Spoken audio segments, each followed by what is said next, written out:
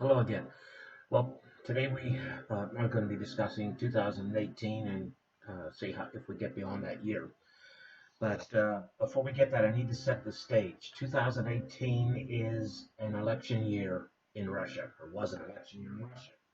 And as Russia approaches that presidential election, there was an increasing crackdown on any type of political opposition, any type of dissent. Any peaceful protesters were often banned. So this is a thing that we're going to reiterate a number of times. Also in Chechnya, there was a large-scale anti-gay purges. Um, the Russian government was beginning to decriminalize domestic violence, and lots of very, very strange things that would impact upon civil society were taking place.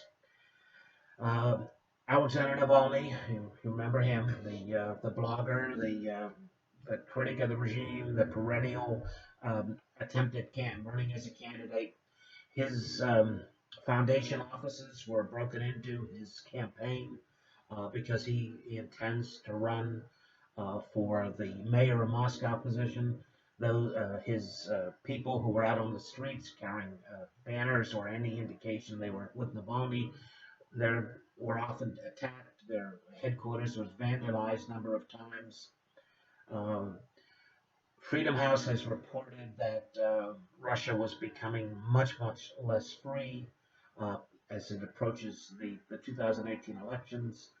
Uh, that foreign agents law was being expanded, that any group that maintained any ties with Western human rights and civil society groups had to register as foreign agents.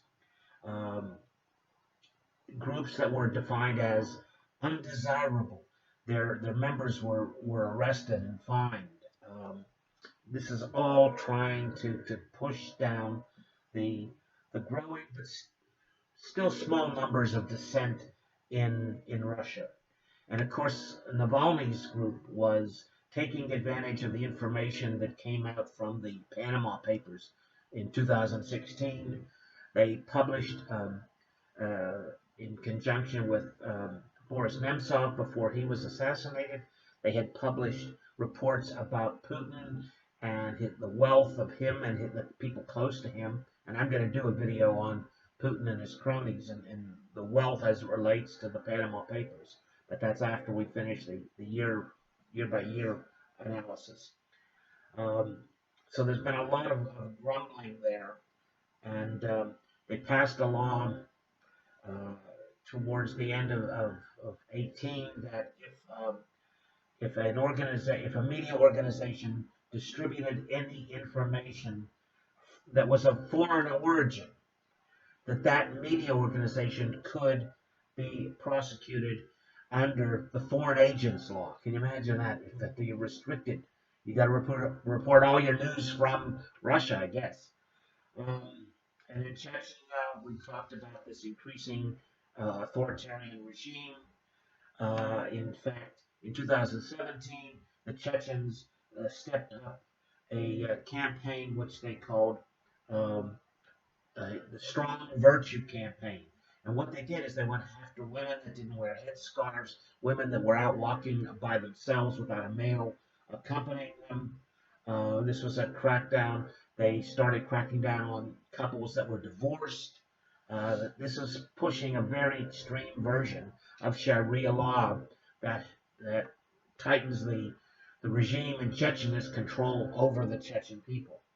All right, and you know that the regime in Chechnya is given almost carte blanche by Putin to do this if they can keep the dissidents and the Islamic fundamentalists under control. All right, so pull out your page 218, the overhead that I've sent you, and you see we first talked about how from February to April in 2018 this anti-gay campaign was really ramping up, not wrapping up, ramping up in Chechnya.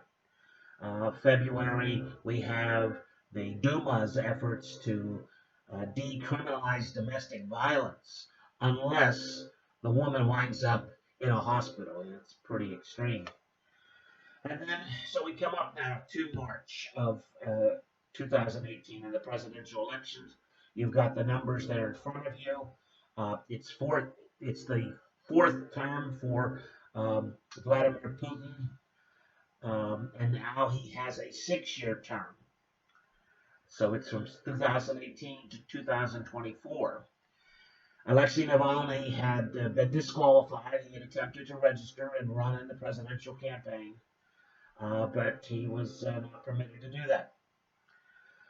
And you can see the numbers still overwhelmingly for Putin. Again, the regime gave little publicity or little opportunities to use the media for any of the opposition parties. Pretty much, Putin has never really campaigned for office. He just stays in the Kremlin and supposedly does his job. In April, I don't have it on the chart, but there was another assassination of a Russian reporter. This woman had been investigating the involvement of Russian mercenaries in Syria, in the Syrian civil war, and she was found dead in her apartment under suspicious circumstances. In June, we have that ECTHR stands for the European Court of Human Rights. This is part of the European Union's laws that they ruled that gay propaganda laws were discriminatory and encouraged homophobia. These were suits brought by Russians. They can go to the European Court for Human Rights.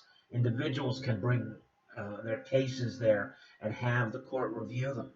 And of course, Russia ignores this court, and you're going to see when we talk about 2020 and some of the constitutional changes that Putin has proposed, how they want to institutionalize the right of the Russian government to ignore the rulings of international courts. All right. Also in June, you have the European Union criticizing the labeling of NGOs as foreign agents, that they think that that's inappropriate. Of course, in June, for you soccer fans, I know I am one, there was the World Cup. Unfortunately, the U.S. didn't participate, but there was the World Cup in Russia, 2018, and with the country so excited about hosting the World Cup and all this publicity about that, what does the government do? But then they announce that there are going to be some delays in paying the pensions that month, hoping that people were going to be so interested in the World Cup that they're not going to be looking forward to the pension checks that are going to come in the mail. I also have July, the case of Maria Butina, arrested in the United States as an agent of influence, as an unregistered agent, basically lobbying on behalf of the Russian government. She's the good-looking gal who got involved with the NRA. Almost every picture you see of her is she's holding some type of firearm. And she was arrested and sentenced to, I believe it was 3 years in prison. In August, the Anti-Corruption Foundation of Navalny published a video. Now, they have gone after Putin. They are going to go after Medvedev.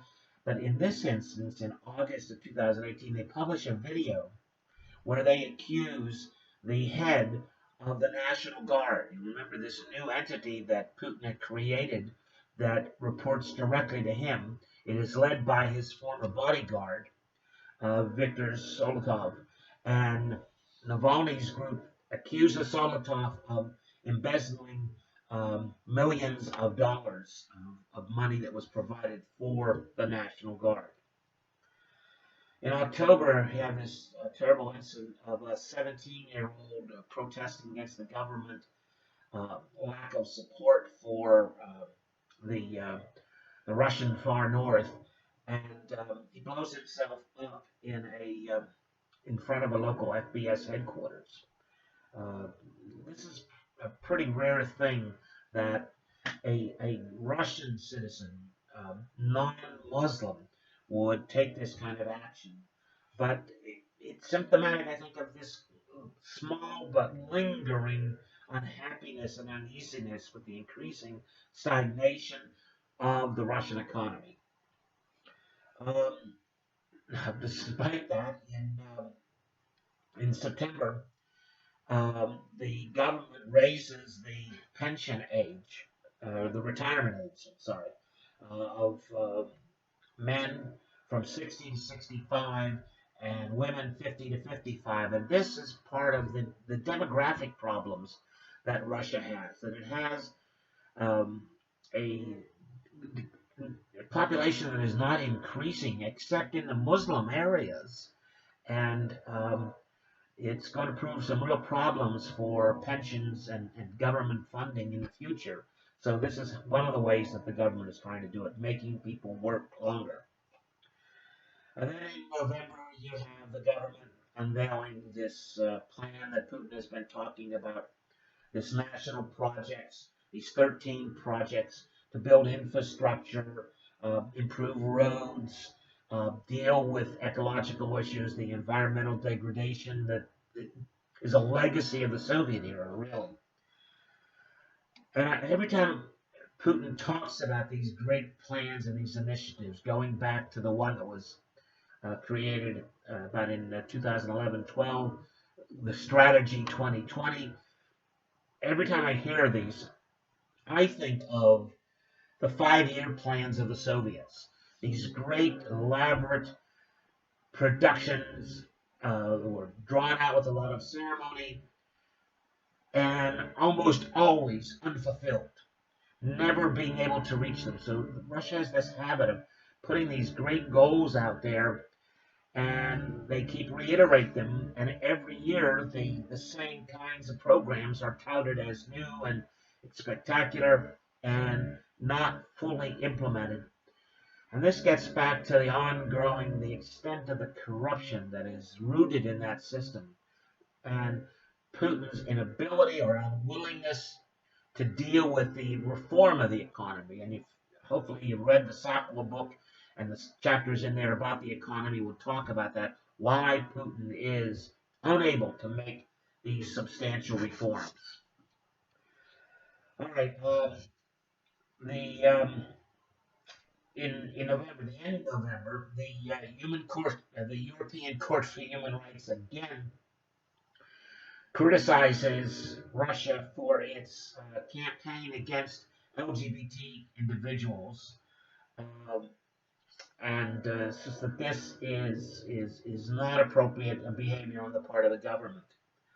However, around the same time, the government fines Navalny's foundation, um, and you know, for its efforts at investigating, reporting, and embarrassing the regime. And the last thing I have here is the trial of this very avant-garde, uh, out of the unusual Russian theater director, because the regime doesn't want any type of art being produced that they don't have some say over this. They can control it. And this director was putting on these bizarre plays, some of them that critics alleged that they were indirect criticisms of Putin and the regime. And so he's arrested and put in jail. And the trial just lingers on and on while he stays in detention. Um, and again, I think, you read the Myers book, you see that Putin does not want to be insulted. He doesn't want the regime to be attacked, and this is continuing part of this effort. All right. I've also sent you the overhead, which gives all the numbers about the presidential campaign and the decisions. So let's move on to 2019 now. And the first thing that's listed up there on 2019 is the Ukrainian Orthodox Church splitting from ROC, which is the Russian Orthodox Church, okay? And this is part of the ongoing conflict between Ukraine and Russia. That the people of Ukraine want their Orthodox Church not to be subservient to the Patriarch Kirill in Moscow, and we know we've talked about Kirill being a supporter of Putin and the regime. So this is part of the separation, the tension, the anxiety between Ukraine and Russia. The Levada Center, which does, I think most Western scholars agree, pretty good, fair polling on scientific polling on Russia, comes out on January 16th with an annual poll they do, but 2019 shows that Putin's popularity is the lowest it's been since 2006. Um, and again, this I think largely relates to the lingering economic stagnation that is in part because the government is unable to push reforms. It never meets the targets in these national projects, as well as a consequence of the Western US and EU sanctions that have been imposed as a result of the annexation of Crimea and the intervention and support for the dissidents, the separatists in Western Ukraine, or Eastern Ukraine, sorry. All right. And I have up here February, the United States leaving the INF Treaty. This is the Intermediate Range Missiles Treaty. This is because the U.S. has been arguing that Russia has been testing missiles that violate that treaty. On February 6th, we have the Russian Statistical Agency revising upwards, surprise, surprise, saying that the growth um, in the Russian economy in 2018 was not as bad as first reported, and this is typical for the government putting pressure on revising. They don't want bad news being put out there. In March, you have Putin pushing for the Duma to set up a sovereign internet law. Now, in little background, in 2018, you had the Russian regime essentially cutting off internet service to the Republic of Ingushetia, which is one of the republics in the Northern Caucasus adjoining Chechnya. Um, there was a number of protests. The largely Muslim population felt that their religion was being slighted and being ignored in Moscow.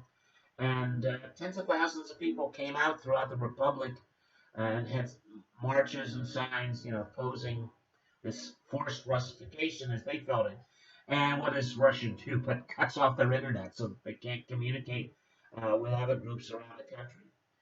Now, this bill, this sovereign internet law, is designed to create a one command center for the internet in Russia, where the authorities then could manage and halt service on in cyberspace.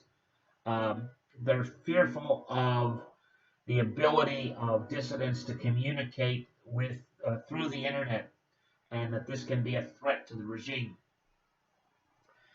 In March, we have the Duma passing a law where it is punishable by jail or fine if you disrespect the government, or if you spread what the government says is fake news on the internet.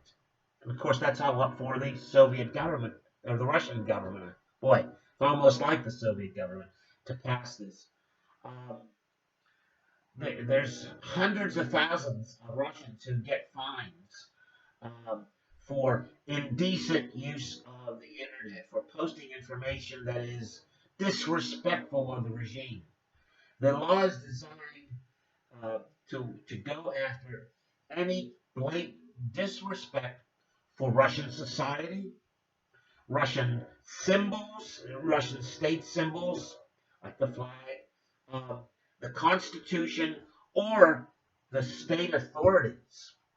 So if you make a joke about the state authorities, are you disrespecting the government?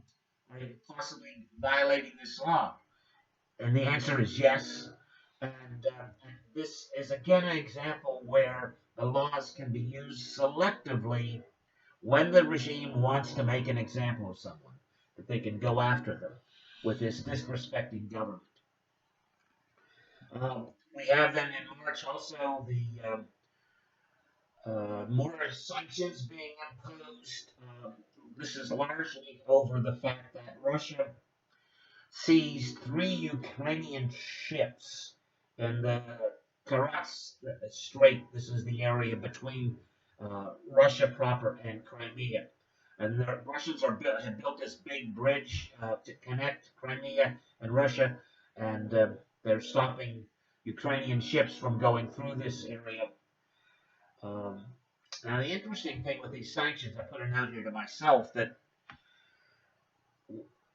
we're beginning to see a rise in the effectiveness of agribusiness in Russia. You know, the Russia agriculture has always been a sore problem, but with the limited imports because of these sanctions, um, maybe one of the bright spots in the Russian economy is the effort of the farms to be able to produce maximum amount and put it on the market.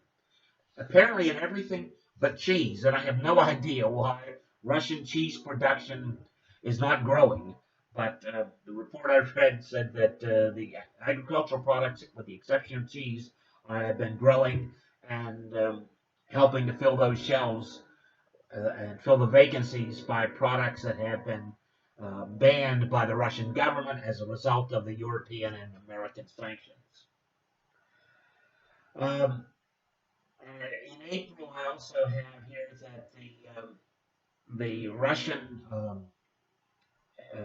statistical agency, it's called Rostat, Rostat, Rostat, has again revised the growth rates for 2018.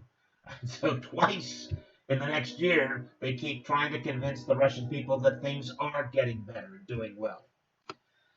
On April 3rd, we have these reports that come out in the Russian press about the Russian security details disrupting GPS, and then this spills over into the Western press.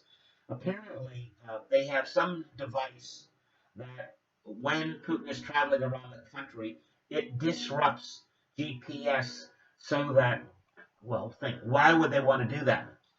So that no other country could target him and perhaps at some point use a drone to take him out. The United States has been doing this against supposedly Islamic terrorists for years.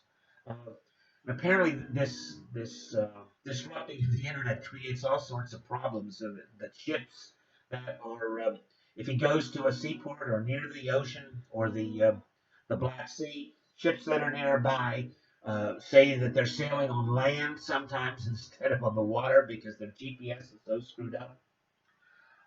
So this spoofing device, as the regime tries to say, is just designed to protect Putin. Of course, April of 1919, we have the Mueller report coming out, where Putin kind of mocks it, makes fun of it, and says, this was a mountain giving birth to a mouse. A lot of hoopla, a lot of concern, but nothing really coming out of it. All right. Now the next page, then we have the governor of Astrakhan, one of the areas in the uh, Muslim area of Russia, resigning on his own. Well, the reports are that there was pressure from the government. Again, this is the central government reasserting its control, the Kremlin reasserting its control over the presidents, of the governors, over the regions, making sure that they all toe the line of the Kremlin. June 20th, Putin has his annual phone-in. Every year he does this, sometimes twice a year. These phone-in shows where he answers questions from Russians. Now, these questions have been pre-screened. Um, and Putin, in the past, I seem to enjoy it more. There were reports that he looked kind of bored. Um, and while most of the questions focus on domestic policy, and that might be somewhat symptomatic of this growing stagnation, but also had a strange way of dealing with them. Often, when asked a question, he would say to the caller, well, go back and ask the governor of your area. Go back and ask the council of your city. What are they doing on these issues? And it's as if he was trying to push the um, uneasiness, the unhappiness with the economic situation in Russia back to the regions, to the governors, to the councils, the cities, rather than the central government. Um, all right. August 3rd, protest over the campaign of the budding campaign for the position governor's elections around the country, and particularly in Moscow, where our old buddy Alexei Navalny was again trying to run for office. Remember, he's been arrested several times. That should disqualify him. And so this is the issue of the filters that the regime puts on. These regulations. Does a candidate have enough signatures? Are the candidate's signatures valid? There have been reports where they disqualified candidates running for office, denying that the signature of the candidate is his own signature. They find any reason to, they don't have enough signatures. Um, so they're always finding reasons to be able to filter out opponents that are potentially going to challenge the representatives of United Russia. And so people were beginning to protest in Moscow about that. That's building up. On the 22nd of August, we talked about this share bank, this huge bank in Moscow. It now working with the city government uh, to put a massive infusion of money into AI, artificial intelligence, and this may have some disturbing consequences given the Chinese government operations with artificial intelligence, identifying people, etc. Um, so that maybe we'll have to watch that in the future. And in September, we have the election for the governors through the region and mayors. And our principal interest is in the Moscow mayoral election. United Russia, the party of power, barely wins. United Russia does win 26 of the 45 seats. The previous election, United Russia had 38 seats in the Moscow City Duma. The communists came in with 13 seats out of the 45. Not a great number, but a lot more than the 5 that they had the last election. Now, there was poor turnout, there was a lot of apathy, a lot of opposition because the opposition candidates were filtered out. And in fact, there was so much turmoil around this that many people who would run as United Russia, who had previously served on the council as United Russia representatives, this time listed themselves as independents. And a way to try to avoid the taint of the United Russia being the party of crooks and thieves. And in fact, the head of United Russia in the Moscow City Council lost his seat. He was defeated. So you can see that there is this bubbling, brewing dissent here. In October of 03, asked by a reporter, does Russia have any plans to get involved or interfere with the U.S. presidential elections in 2020? Putin jokingly says, "Yeah, we might do something like that again." Um, I also have down here the fact that at the end of October, the Russian government gets the approval of the Danish government to sign off on that under the Baltic gas pipeline, Nord Stream 2, that they've been pushing. That's coming close to fruition. And then I threw this in because this is an ecological concern, and it happens in many areas around the world. People up in Archangel, up in the far northwest, are protesting the fact that the trash that is being collected in Moscow is being transported up to the northwest and being dumped in that area. They're creating these enormous landfills, these trash dumps, bringing the trash of Moscow to the northwest. And the people up there are fed up with being the trash depository for the big cities.